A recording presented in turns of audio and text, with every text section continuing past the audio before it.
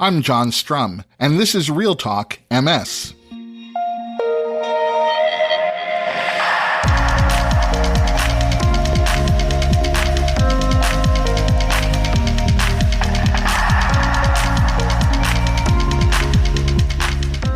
It's November 23rd, and we have a lot to talk about.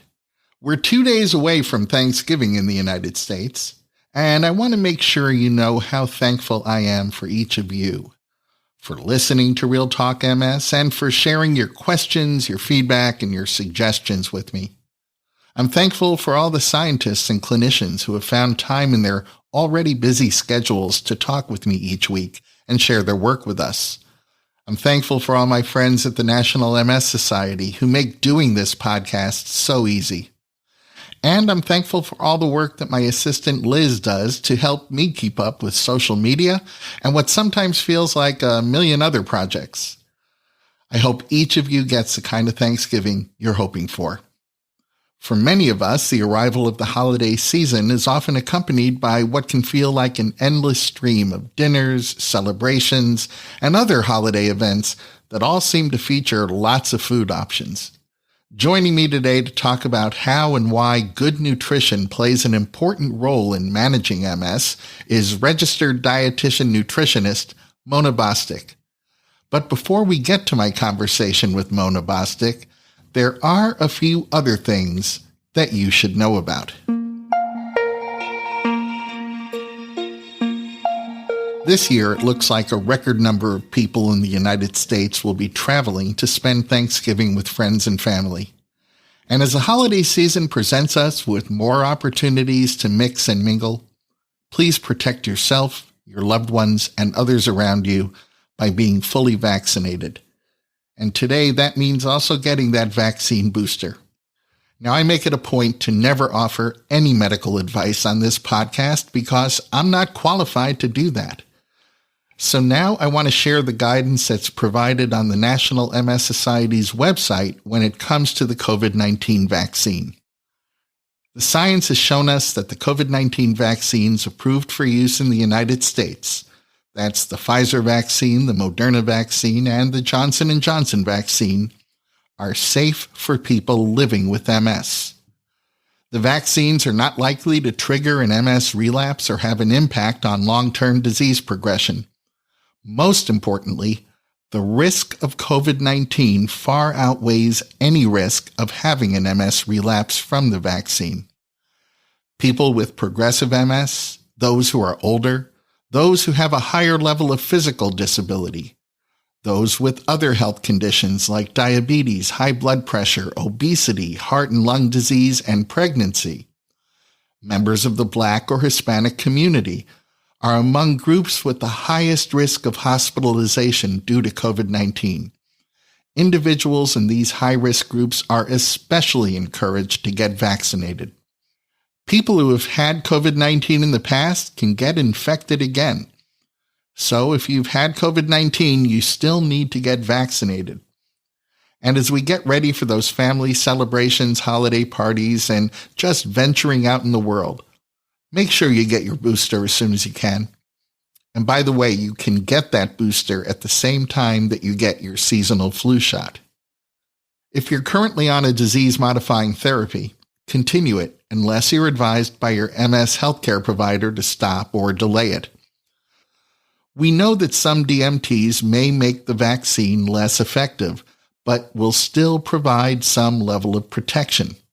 If you're taking Kesimpta, Ocrevus, or Rituxan, you may want to talk with your MS healthcare provider about coordinating the timing of your vaccine with the timing of your disease-modifying therapy.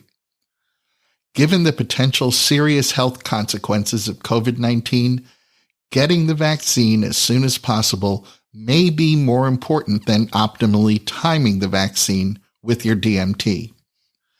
And now I will add a bit of personal advice. Please don't make a guess about this, and don't rely on social media to find the best answer unless the people you're interacting with on social media happen to be neurologists.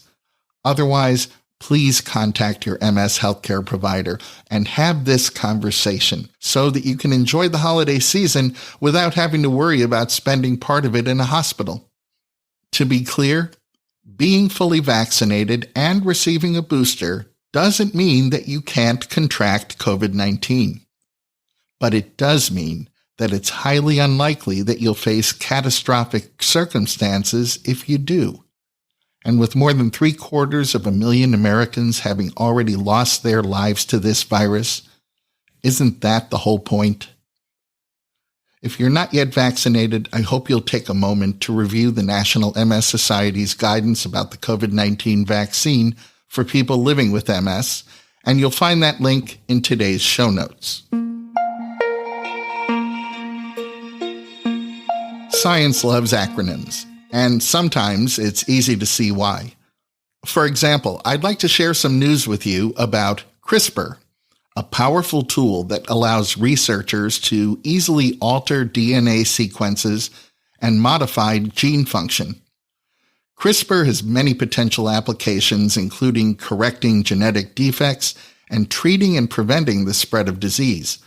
But it's much easier to talk about this technology by referring to it by its acronym, CRISPR, rather than trying to explain our way through clustered, regularly interspaced, short palindromic repeats, which is the full name for the bacterial defense system that forms the basis for CRISPR's genome editing technology. And the reason we're talking about CRISPR is because a team at Vanderbilt University Medical Center used this technology to study the role of metabolism in the functioning of immune cells.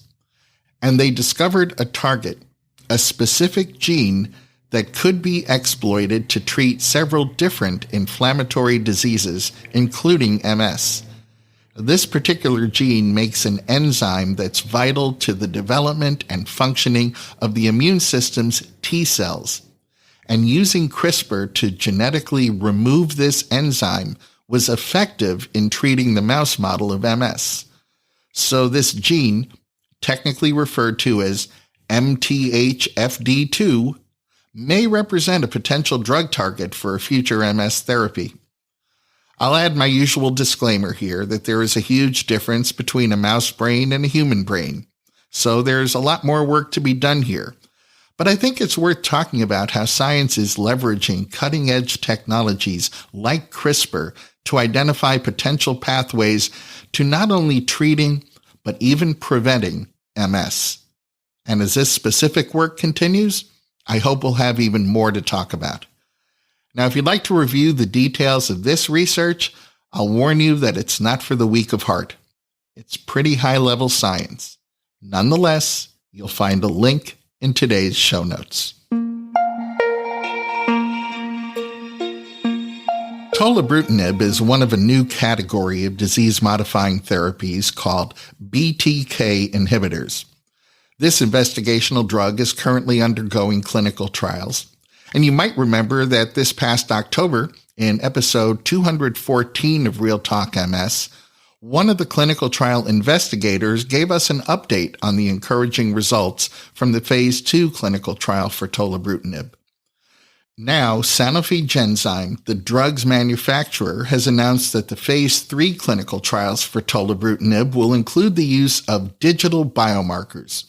And before we can talk about why this is a very good idea, let's talk about what a digital biomarker is. Many people already carry around a powerful computer that's capable of monitoring and recording health information in real time. That device is called a smartphone, and other small wearable devices are capable of doing the same thing. This real-world health data are collectively referred to as digital biomarkers, and they provide scientists with an additional perspective of how a particular therapy might be impacting someone as they go through their day.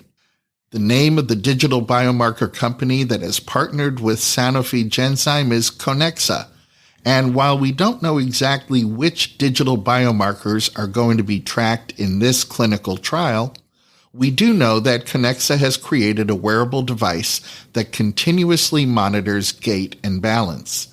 Now, this device can record walking speed and distance, so it gives scientists a real indication of how a particular therapy might be impacting someone's mobility.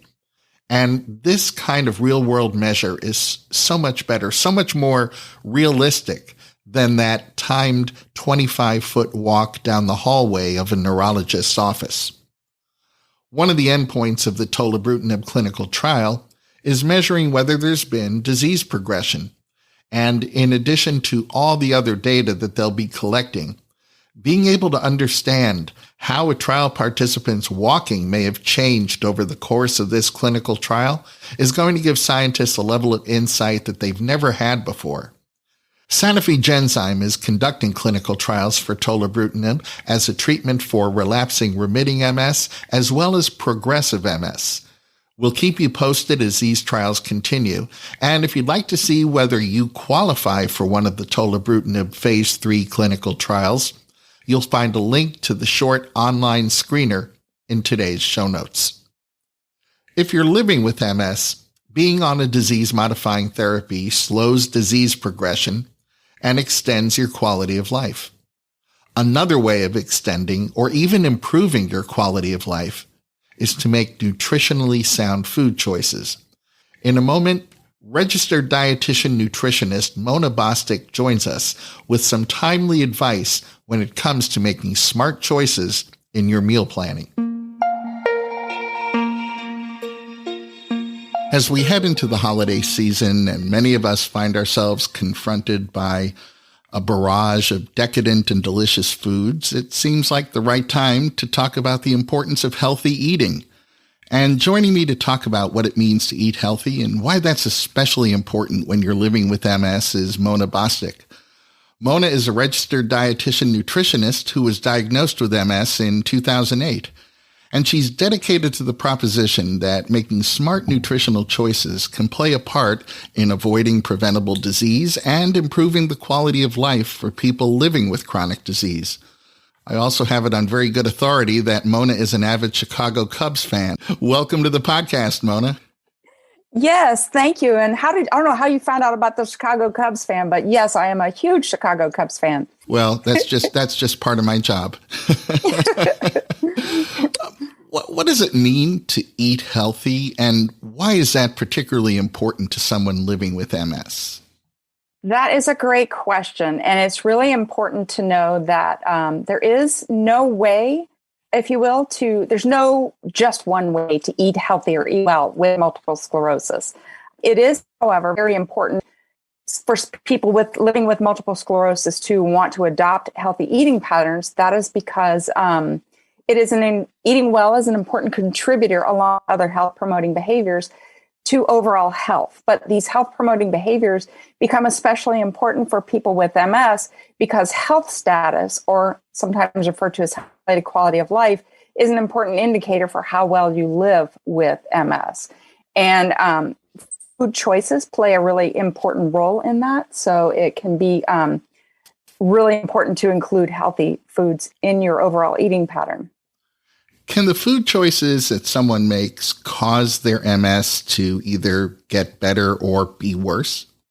That is an unfortunately common question, but the short answer to that is no. The longer, more nuanced answer to that question is that there's no evidence at the moment to suggest that what you eat or don't eat can have a direct impact on your MS disease course. The health behaviors, including the foods we eat, consistently, as in every day, are going to have a much more significant impact on your health collectively than what you eat occasionally. And by engaging in healthy eating and other health promoting behaviors, you will be indirectly impacting how well you live with MS. Are there specific foods that people living with MS should avoid? Or on the flip side of that question, are there foods they should be eating more often? No. Again, the short answer to that is no. There's no food that you should either eat copious amounts of or abstain from entirely simply because you have multiple sclerosis. It's really important to, again, limit saturated fats, sodium, added sugars, and highly refined foods. That's limit. That doesn't mean never. It just means limit them. And the only thing that everyone should be avoiding entirely are trans fats. A lot of what we read on social media can be confusing because there are so many conflicting messages all being posted at the same time. And so many diets claim to be a treatment or even a cure for MS or MS symptoms. So let's start with what's become the big question. Is there a so-called MS diet, a diet that's been shown to be the best for people living with MS? In spite of what you may have read on the internet, the answer to that question at this time is no. There's no intervention or diet that has been shown to impact the MS disease course. And a diet or an eating pattern by any name that includes lean proteins, a variety of colorful plant foods, whole grains, heart-healthy unsaturated fats, while limiting the sodium, sugar, saturated fat, and refined foods and trans fats, regardless of what you call that diet or eating pattern, that is what would serve your body well. And what about gluten? Should someone living with MS be avoiding gluten? According to Dr. Google and the internet, if you will, gluten is the bane of all existence. However, gluten is just a protein, and it is a protein that some have an allergy to. That is called celiac disease. And so if you have celiac disease, whether you have MS or not, definitely abstain from gluten. Now, when you refer to, some people refer to themselves as being gluten sensitive or gluten intolerant. That's kind of a gray area clinically speaking, and there's no evidence to suggest that there's an association between that and multiple sclerosis. And the MS Society research says that, again, it's currently unclear whether gluten has a relationship to MS. So just be mindful that if you have celiac disease, you should definitely avoid it, but there's no real reason to avoid gluten if you do not have celiac disease. There are social media posts that also suggest that nightshade vegetables, things like white potatoes, peppers, tomatoes, and eggplant, can cause inflammation. Mm-hmm. Is that true? And do these vegetables have any kind of impact on MS? So these vegetables, nightshade vegetables, as they refer to, do contain an ingredient that when consumed in enormous quantities can have a clinical impact in our body. However, eating an isolated tomato or potatoes or eggplant with your meal is not likely. There's no evidence to support that is related to a clinical response in humans. There's just no reason to avoid these foods because they're otherwise very colorful plant foods. They bring a lot of antioxidants and phytonutrients, vitamins and minerals to the plate. They're an important part of eating well. If you have concerns about that, speak with your healthcare team before removing a lot of food from your eating pattern because it may be unnecessary. There's no conclusive science to support that. What do we know about intermittent fasting and its impact on MS? Is this a beneficial eating strategy? Intermittent fasting, of which there are a variety of versions of that or iterations, but basically intermittent fasting is an eating pattern that cycles between periods of eating and not eating or fasting. There's been research done in the cancer population as well as the MS population.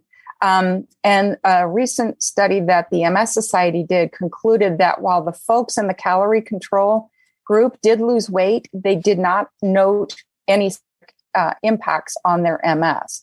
It is important to note that intermittent fasting may be contraindicated or problematic in certain populations, and that is because it can interfere with our natural hunger and fullness signals. It can be problematic for blood sugar control or regulation, and it's definitely not recommended for anybody who has a history of disordered eating. Those are just a few of the concerns around that. But if you're considering that, definitely speak with your healthcare team, and I strongly encourage you to work with a registered dietitian. We're seeing research that points to vitamin D deficiency as a risk factor for developing MS, and I know that studies are underway to determine if vitamin D levels influence MS disease activity. I'm wondering whether you can suggest any foods that are good sources of vitamin D.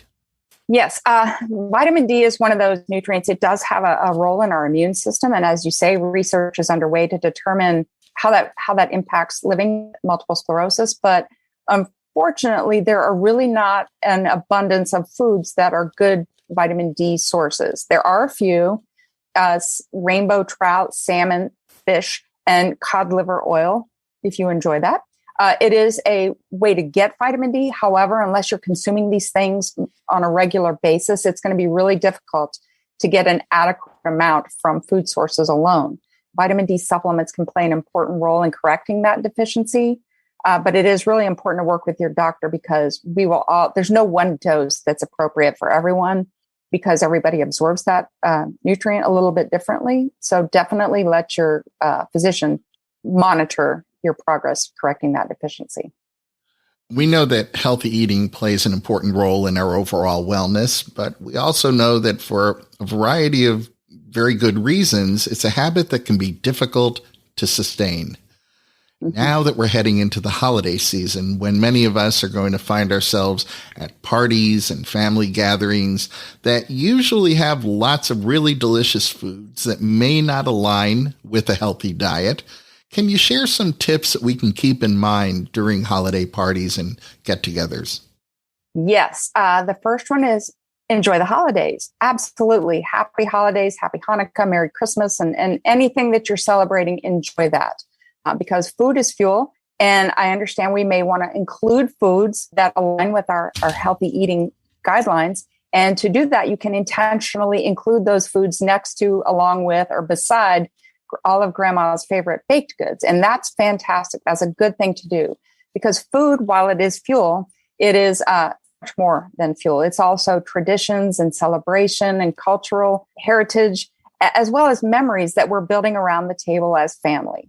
One of the things that is really important to remember, and a patient that I worked with, who's an engineer, he's a gentleman and an engineer, so we like to quantify things. And so we worked together and we determined that there are 365 days in a year during which if you eat 3 meals a day, you will have more than 1,095 opportunities to consume foods. What you eat consistently is going to be way more impactful on your health than what you eat occasionally. So in other words, what you're eating throughout the year, if you're eating in a health promoting way, there's no reason to not enjoy the holidays and all your favorite delicious celebratory foods. And please don't feel guilty around doing that. One way to keep your healthy eating plan on track is through meal planning. But weekly meal planning can be time consuming and it can become one more thing that just starts to feel like a grind. Do you have any tips for fast and easy ways to plan healthy meals?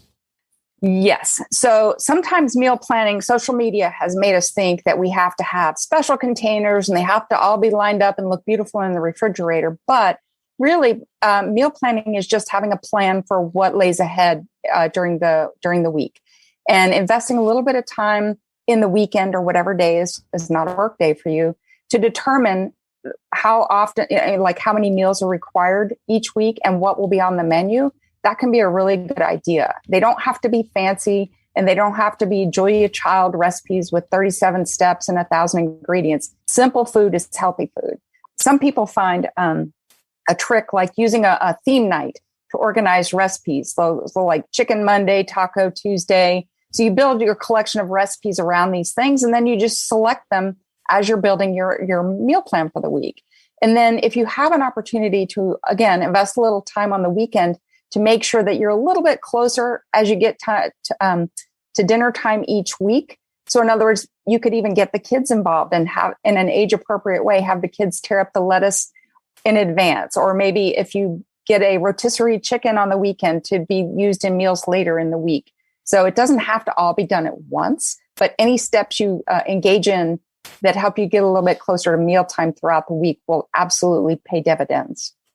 What about that very familiar scenario when you come home after a long day at work and you just don't feel like cooking, or you're simply experiencing a day or an evening of MS-related fatigue? That's when giving in to unhealthy food choices starts looking like an easy option. What can people do instead? Yeah. So I love this question because when I work with people, I often encourage having a backup plan before having the plan. because life happens and MS shows up in ways and on days when you are not prepared for it. So it means that going into it, you should know. I'm telling you, it's really a good idea to have a backup plan for when that happens. So I encourage everyone to make a list of 3 to 5 foods that your family enjoys that are easy to prepare, don't require a recipe, and that the ingredients are always on hand. And then put that list of foods on the refrigerator. So on those days when MS shows up, the meeting runs long, or you get stuck at the kids' soccer practice, you can look at that fridge and know that you've got 3 to 5 things to select that do not require much planning or forethought. This can be something like breakfast for dinner. It can be grilled cheese and soup. It could be, in my house, that often looks like quesadillas, where you take 2 flour tortillas and you can put whatever you want between those tortillas and it becomes a meal. So it doesn't have to be fancy. Well, Mona Bostick, thanks for all that you do to improve the quality of life for people living with MS. And thanks for talking with me today. Absolutely. I thank you so much for inviting me. That's going to wrap up this episode of Real Talk MS. Real Talk MS is powered by the National MS Society. And you can share this episode of the podcast by letting your friends or family members know that all they have to do is point their web browser at realtalkms.com/221. You'll find that link in today's show notes, so you can easily copy and paste it right into an email or text. November is National Family Caregivers Month. And if you find yourself with some downtime over the long Thanksgiving weekend, you might think about binge listening to all 8 episodes of my special podcast series, The MS Caregiver Conundrum. In those 8 episodes, you'll meet some amazing MS caregivers, each of whom occupies a slightly different caregiving role. You'll learn about some great resources for MS caregivers. You'll hear some sobering research about caregivers, and we'll even get into all the ways that public policy impacts MS caregivers. You'll find all 8 episodes of the MS Caregiver Conundrum at mscaregiverconundrum.com, Apple Podcasts, Google Podcasts, Spotify, or wherever you find your favorite podcasts. I'm John Strum. Thanks for listening. Stay safe and make healthy choices.